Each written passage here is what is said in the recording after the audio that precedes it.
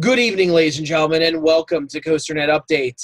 We've got some breaking news tonight out of Orlando, where a lot of rumors are flying about the purchase of SeaWorld by possibly Six Flags.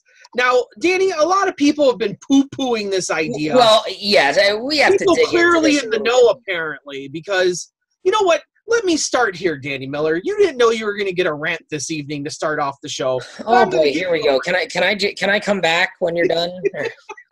So here's my problem with the enthusiast community nowadays. Anything that people don't like, they don't like the idea of Six Flags buying Busch Gardens, and so they attack the idea. They attack the source as being fake news, as being false. But the same people behind the thrills ran a story not a few months ago that said SeaWorld was getting a whole bunch of new roller coasters, and everyone's praising their investigative journalism. Yeah, so all of a sudden, news from the same source about the same chain. All of a sudden, we've got a completely different opinion. Yeah, and it's like I don't know the inner workings of SeaWorld and their business dealings behind the, granted, the initial article really didn't give us a whole lot of information. There's now been a follow-up article out of Themed Reality, who first broke this story, that gives a lot of insight. And that's what we're going to talk about here, Danny Miller, because we've been no strangers to talking about the sale of SeaWorld out, before this year when the stock was down and tanking and you could buy it for a hot dog. We were talking about SeaWorld being bought by someone. So this is not a new topic for us here.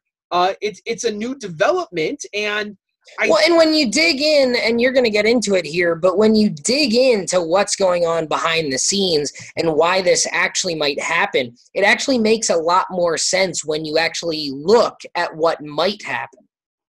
And I think the biggest thing is we have to go back to a few years ago, where Zonghong, that Chinese group, that does some attractions, travel, it's a Chinese investor group. They bought 21% of SeaWorld from Blackstone. Yep. And it seems like Blackstone, I'm going to say a lot of mistruths here probably, because I don't quite understand the inner workings of SeaWorld and financials and Wall Street. But I know that Blackstone bought it from Anheuser-Busch and then sold off a good portion of it to this Zonghong group, with the expressed idea that Zonghong would take the SeaWorld name and start branding parks in China. China's hot. China's got a lot of big markets. I've heard that China's cooling off a little bit here and there, so I don't know if that's still the case, but a lot of people think China is hot. So here's where the interesting comes in, Danny. Zonghong has found themselves into a lot of financial trouble over the last few years. Their investments have not been doing as well as they thought they would. They're doing very poorly. Very poorly, to the point of where this article stated that they're selling for 14 cents a share on the Chinese exchange. Might be delisted pretty soon. For those of you not up on your stock game, that is terrible. It's terrible. That's terrible. That's 14 cents away from. Well, and let's put this in perspective here. You and I were looking at this the other day. Like, SeaWorld stock itself is like $29 a share now. Cedar Fair is in the mid-50s. Six Flags is in the upper 50s, low 60s, I think, recently, like in dollars, not cent, dollars. And they're talking about 14 cents a share equivalent. So that gives you a perspective of how bad that is. So it's not so much, the sources, the gentleman did not say what his sources were, of course. It could be pure speculation on here. He's hearing Six Flags is in the mix, and it's not so much because SeaWorld stock is doing whatever. It's not so much because Six Flags wants to acquire SeaWorld, but there's an opportunity here. And when there's an opportunity, businesses like to take over and like to capitalize on such opportunities. And if there's 21% of SeaWorld, maybe more, out on the bargaining table, Six Flags has already shown this past year that they are willing to get involved into other places. And this article implies that the American holdings, the handful of American parks that SeaWorld owns, is peanuts compared to branding SeaWorld over in China. And we know Six Flags has been trying to go overseas for how long now? That they keep talking about. We keep hearing about it. The overseas markets in the Middle East that may have evaporated. They've been talking about branding Six Flags parks in China already. Now, if they get the SeaWorld name too, that's a much stronger name for animal parks. The Chinese, you look at those Chinese sea life parks out there, they're doing double, triple what some of the Orlando parks are doing already, attendance-wise. So there's some opportunity to be had, and Six Flags would be silly not to take that opportunity and at least look at it from a business perspective of, if we can get this, maybe that's what Dick Kinzel did with Paramount, and that turned out pretty nice for Dick Kinzel, didn't it? Yeah, definitely. So I mean, this is real tough. But when you look at it and think about what's going to happen, this makes a lot more sense than when you just read the headline that, oh, Six Flags is looking into buying SeaWorld.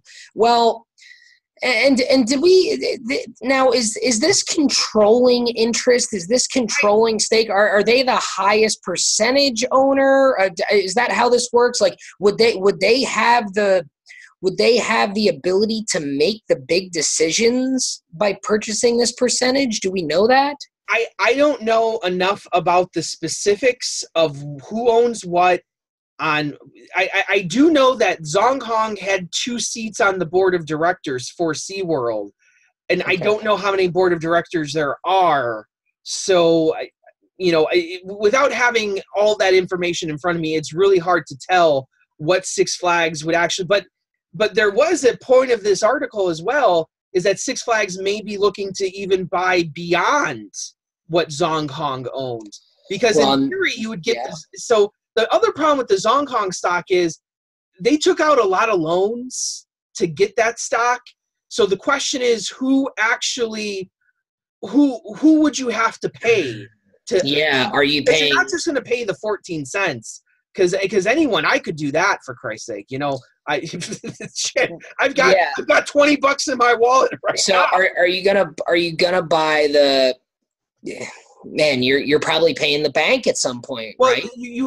And that's where SeaWorld also. A few people have sent this to me, and we saw it on In the Loop as well, where some people have already posted a page on the SeaWorld website that is set up to talk about this, but has no information on it, because this is a big deal that this Zonghong group.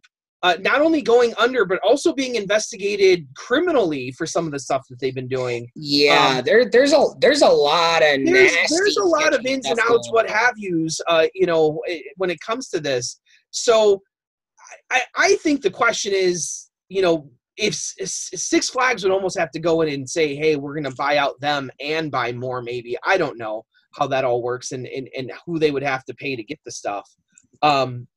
But I think there's a side topic, too, I want to talk about, and that's the overall outrage I've seen at the thought of Six Flags buying SeaWorld and Busch.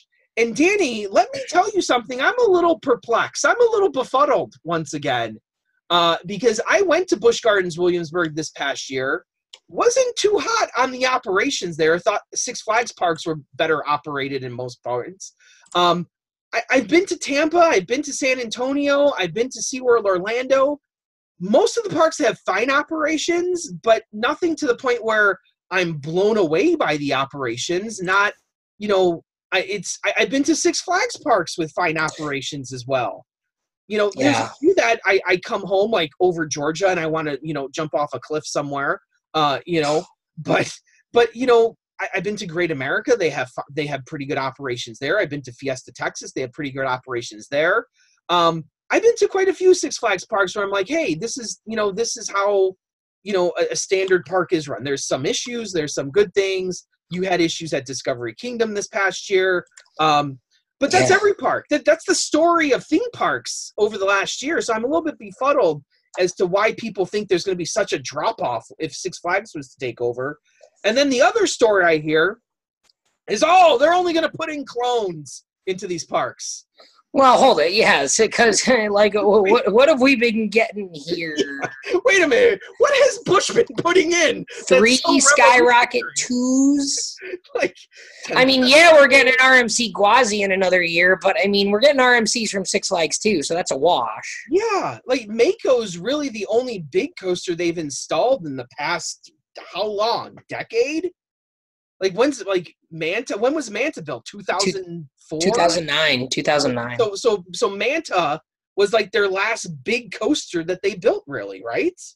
Yeah, I mean they did the San Diego Manta in 2012, but I mean that's on the smallish side. I mean Cobra's Curse, but again smallish family ride. Those are rides that Six Flags would install, like West Coast Racers. Like how is that any different than Max Force or West Coast Racers or No, you're right on there. Like hell, like San Diego's putting in a Skywalk. Discovery Kingdom did the same thing. Like I just don't get the argument that Six Flags doesn't put in good rides, but yet you guys line up to talk about how great all the RMCs are and all the and how West Coast Racers is amazing. Yeah. And, so it's like I don't understand. I don't understand the disconnect. The only and even when people say, they'll ruin the landscape of Busch Gardens Williamsburg. Isn't the new flying, the new giant swing going to do that too? Like, if Six Flags was to take over and build that swing ride where they put it, people would be up in arms. Oh yeah, people would complain. Doing it, okay. I would probably complain. Yeah, you would probably complain, but Williamsburg is doing it, and nobody's complaining. And I said I was the only one, the only guy, the only enthusiast that doesn't like landscaping. Was the only guy to bring up the issue of that's the funny thing. Aye. So I just don't. We have a reversal of roles here now that we've hit the off season. Yeah, seriously, right? And personally, from a selfish point of view, I would love to have my Six Flags membership that I'm paying top tier for to now be good at SeaWorld Orlando and the Busch Parks and Williamsburg and San Antonio. Yeah, that would be. Oh, and don't forget Darien Lake. It's good there now too. It's good. It makes sense. Six Flags has a big pass holder base. They're going to add a whole bunch more people. The only park that your over Georgia base is going to go down to Orlando. I mean, your Magic Mountain base might go down to SeaWorld San Diego.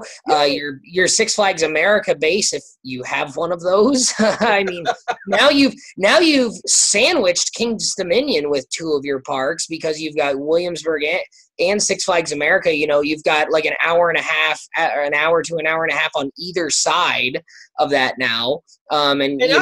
You've got Tampa and SeaWorld, so maybe your Georgia base, goes down for a weekend or a long weekend or something. And I'll tell you what else. The Texas one is a curious one. I'd be interested to see how they do that. The Texas park is the only one that really doesn't make sense. I suggested to you earlier on the phone that you could possibly turn it into a water park because there's not a whole lot of rides there to begin with.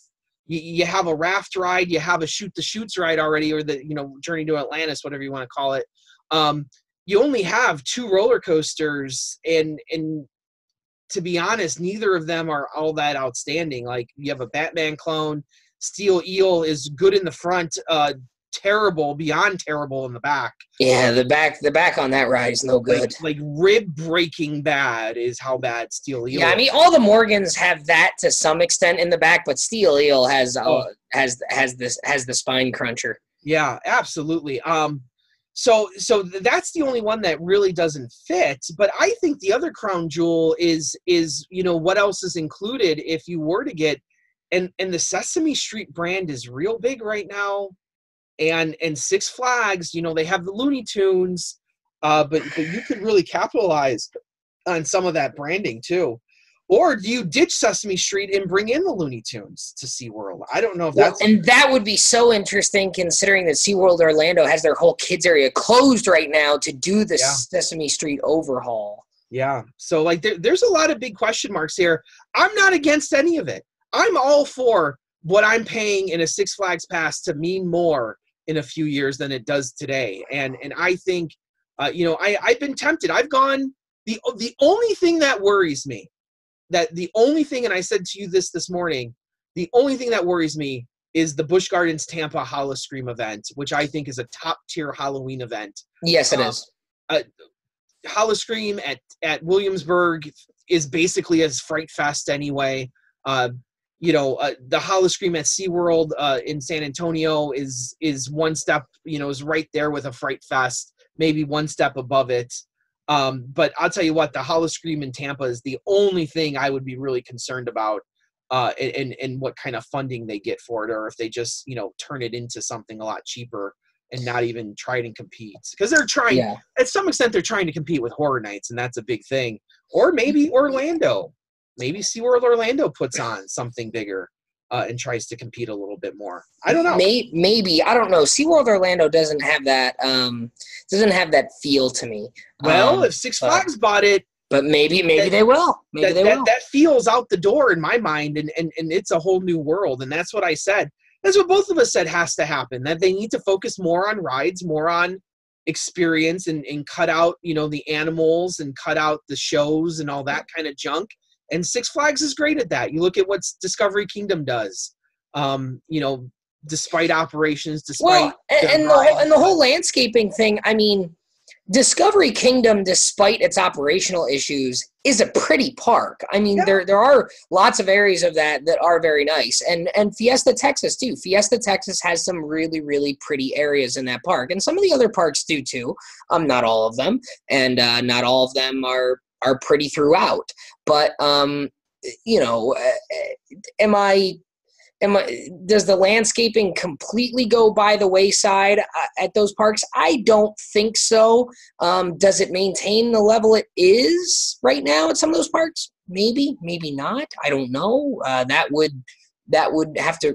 remain to be seen. But I don't know.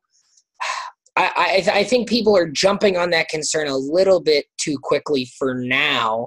But I would hope that they would try and maintain it the way it is currently. But and how many times have we said that you could turn Tampa? I already think it's the second best park in the country. But if you start adding major rides in that Six Flags would probably do, that thing could be a world beater down there. That could be an amazing park with just a few more additions. Right. Like you could be talking about rivaling like Cedar Point. Maybe not in number, but definitely in quality wise, that you could be talking about the same types of things there. So I'm excited about it. And if you're not excited about it, then I don't know why. I'll stop short of excited, and I'll say that I would say that I'm cautious. I'm cautiously not opposed to it just yet. How about that? Because I've been okay with what they've been doing lately. With Mako, Cobra's Curse, and a couple clones here and there. But then an RMC, but I'm not saying Six Flags wouldn't do more. But I'm slightly concerned about what the trade-off might be for some of that. But I'm telling you, if Six Flags went into these parks, they're attendance winners already. Orlando, even though it's slipped by a considerable amount, it's still an attendance winner. It is. Tampa, still an attendance winner. Yep.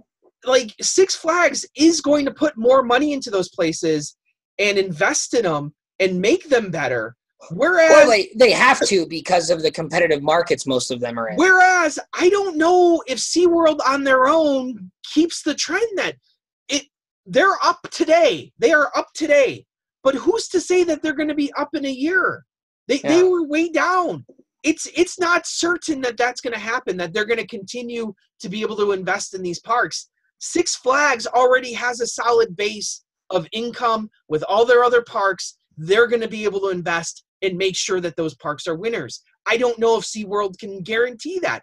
I can tell you Six Flags is going to guarantee that those parks stay around and that those parks are winners. SeaWorld on its own, that's no guarantee there for me. That's a big question mark. Yeah, that's I think that's a very valid point. So that's why I say Six Flags them all. Put Six Flags on every single. Oh, here we go. Here we go. That's what I say. And also that would also guarantee that I keep the top tier Six Flags pass, because I'm seriously sitting here right now thinking, well, I don't really go to a lot of Six Flags parks. I go to Great America a couple of times a year. Might go to one or two others. To go to the other Six Flags parks. I'll tell you what, you put Busch Gardens on that, I'm in every year. It's a guaranteed purchase for me. And for me, it's one less pass I have to buy. Exactly. Now, it might be a more expensive pass, but it's one less pass I have to buy. I'll tell you what, for $22, I'll be Diamond Elite all day walking around Six Flags, Tampa Bay. And maybe if they added the Busch parks to that, then I might be too.